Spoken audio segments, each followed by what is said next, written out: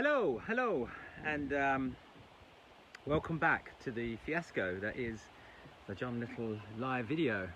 First week, no video. Second week, no sound. Third week, I'm hoping. Can anyone tell me whether you can hear me and see me? Anyone? Anyone? Never mind. Okay, so we're going to talk about green roofs. I think. So I'm going to make my way between the green roofs at my place, and on the way we can bump into some other stuff. So I'm just going to turn you away from me now because you've probably seen enough of my gob. Okay, so this is some of the Brownfield stuff. So we're going to just wander to the next green roof. So this is all stuff grown in waste, lots of waste, construction waste mainly. Here's some fennel, some thyme, and here we go towards the first green roof from Vipersbuglass. This is a really good plant. This is a plant that grows near the coast normally, but grows really well on really poor soil. That's a great plant. Okay, here's a hammock. That's always good, a must for any garden. These are some of the planters we've been doing. So these are made from an old drainage pipe and rubble.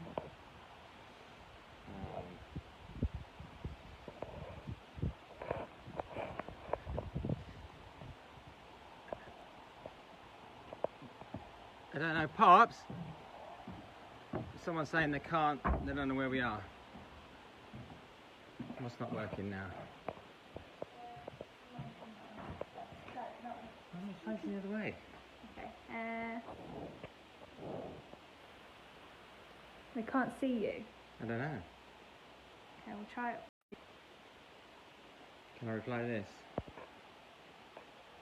I can hear you. Yeah. Can you? Can anyone hear me? Can you hear me now? Can you see me now? Oh my God, the tech issues.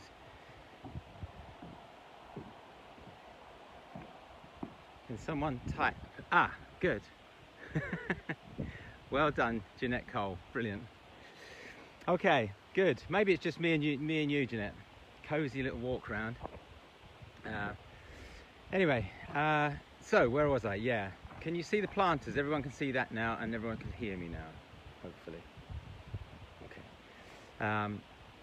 So these are what we've made from drainage pipe. So in the middle here is a drainage pipe, big drainage pipe, and on the outside is a little skin of fencing, like a weld mesh fencing material, and then we just put one around the other, and then we fill the gap in. We've used crushed concrete here, but you could use I'm not in Southend, I'm at my place. Jeanette Cole. I'm in where I live. Tracy Brownow's watching, that's good. Okay, so we're going to make our way to a green roof now, because I've jabbled on too much about that. Okay, so there's a green roof on the house. Hi Trace. Green roof on the house, which we could have a quick look at. And I thought first off, I'm going to clamber up the ladder onto the garden room. So this is a garden room that we built at our place. This is 2 shipping containers. So one shipping container there, and the other one jutting out there. That's another shipping container, clad with larch, UK larch. And here's the ladder I'm going to get up. So here we are on the roof. Done it. Okay, so this is the roof above the shipping containers, and it has around about 6, well, in some places about 12 inches of soil on it. So what that means is, well, one, it means it's quite heavy, obviously, which is good. And two, it means that the plants hang on and don't dry out so quick as on a normal green roof. Because most green roofs are thin little bits of soil and the plants dry out really quick. So you can probably just about see what's on here. The flax has finished flowering now, the chives have finished, and there's yarrow just coming through. There's various grasses, there's yellow chamomile, there's some marjoram, sedums. What else can we find? There's some clovers up here as well, I noticed. There's another plant called the tear. This thing here that's just finished flowering, that's a hairy tear. In fact, it's like a legume. That always seems to get up on green roofs. And oxeye daisy, obviously. A bit more clover, a bit more yarrow. So a kind of hardy. Oh, and there's a lot of thyme up here as well, which you can't quite see because it's obviously a bit lower growing. So basically plants that will tolerate a little bit of drought. Now this roof we watered once this year in that long hot spell because that was pretty exceptional, and that kept stuff alive. The house roof on my house we didn't water, so that's obviously taken a hammering. That's it over there, together with our washing and various other things. So that house roof is has been knocked back a bit, but it does that every year. So every year it browns off, and then every year it comes back. So I think what I'll do is now we'll go down from this roof, which is this has been here about 10 years, and we'll walk over to another roof on the sound studio that we're building that's only been done this year. So just give me a sec. Just going down ladders. Okay.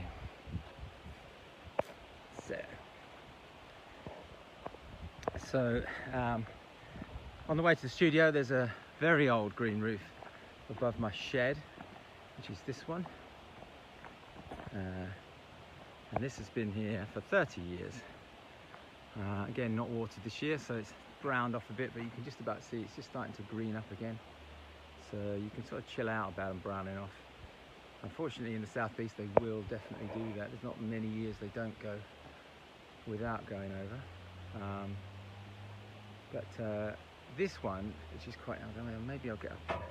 This one has got anthills on it, and rodents like mice nests and vole nests and various other things.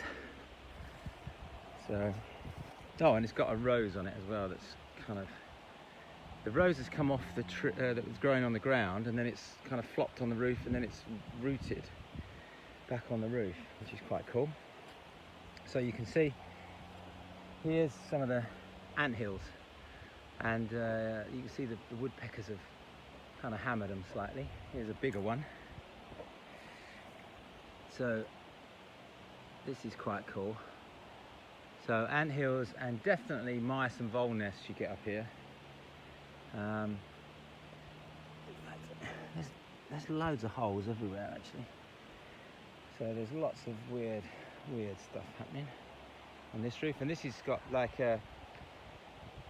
this roof down here, which is another little roof that comes off this one. This is got really rank sort of grasses on it, which is not the prettiest thing, but is quite a cool place for mammals. And of course, I guess they're probably safer up here than they are on the ground in the grassing. So, get down this one.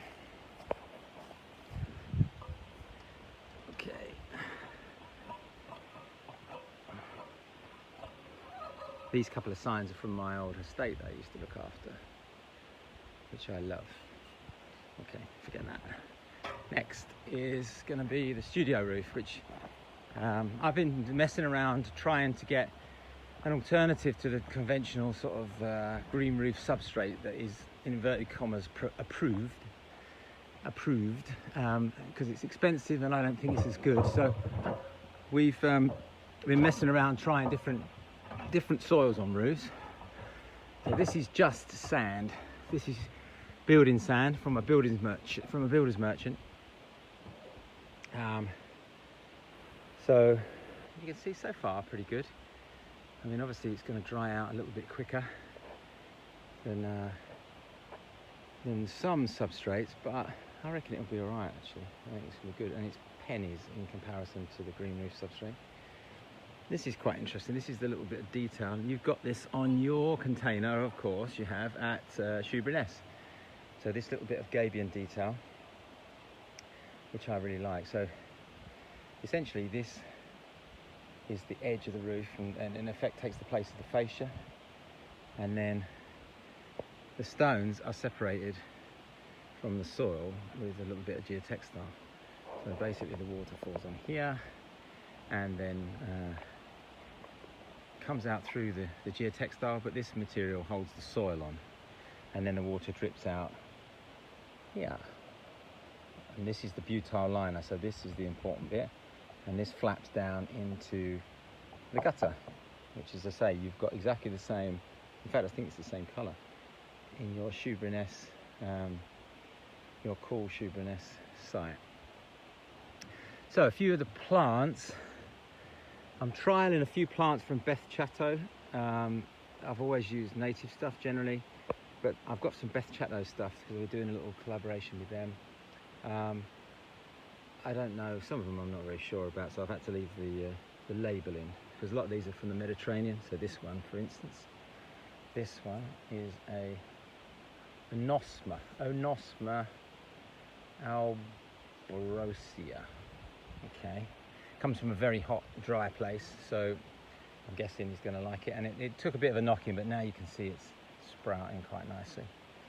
These are really great. These are verbascums. These are dark mulleins.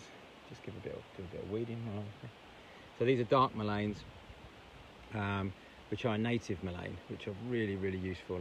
I might show you those in the other garden, because on the ground they produce an incredibly cool spike of flowers, especially. And then there's marjoram. There's various different times. So this is another time. This is clary.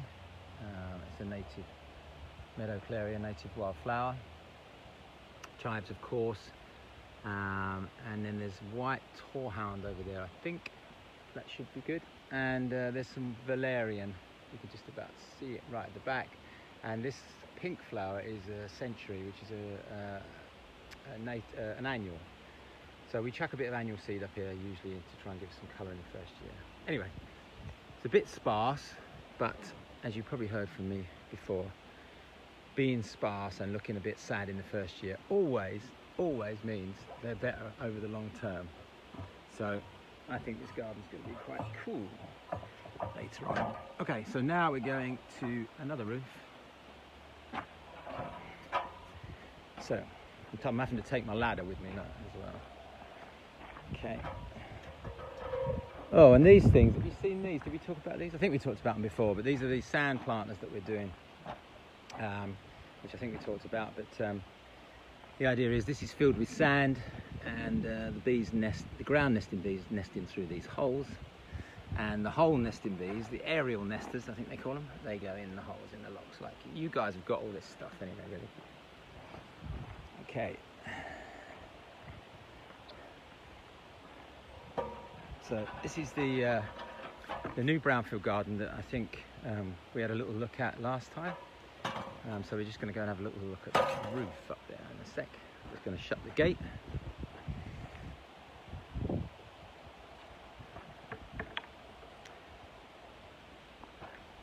Okay, so I think there's some mulleins. There's a few mulleins here actually. There's the common one, which is the Aaron's rod. That one. That's a nice one. And then there's a moth mullein, which is this one, which has really been cool this year. So this one was a much more slender sort of flower stem, but it never falls over. It never needs staking. It's just a really useful plant. So here it is, mixed in with the Vipersbuglass. Okay, so this is a shed. This is like a prototype to the shelters that we build. I think you've got, well, you have got them, obviously, your bike shelters. You've got Westcliff and at Rochford, I think. So this was the prototype we built out of wood before we made them out of steel. So this is the roof of that one. And you can see it's a bit more grassy than this grass, which I really quite like actually. It's a coastal, like a sand dune grass. I should know the name of it, shouldn't I? But that's a really nice plant, really nice, and it doesn't overtake the roof. And it's got these great seed heads which stay on them all winter. And then there's Vipersbuglass and oxeye daisy, and chives, of course. And there's also a thing called tunic flower, which is a Mediterranean plant. Which you've got a tiny, tiny purple flower. I don't even know if you can see that. That's rather nice. Mixed in with sedums and various other things. So, I quite like this. I quite like it when some of the climbing plants, like this grapevine, it's quite cool when these things, like the rose did on the other roof. So this has made its way up and onto the roof. So that adds, and of course that will stay green when the roof will brown off. So it's quite nice sometimes to have some climbers. Oh, and there's a pink dianthus up there as well. That's always good. Okay. I think, well, there's more green roofs, but I think you've probably seen enough of those there.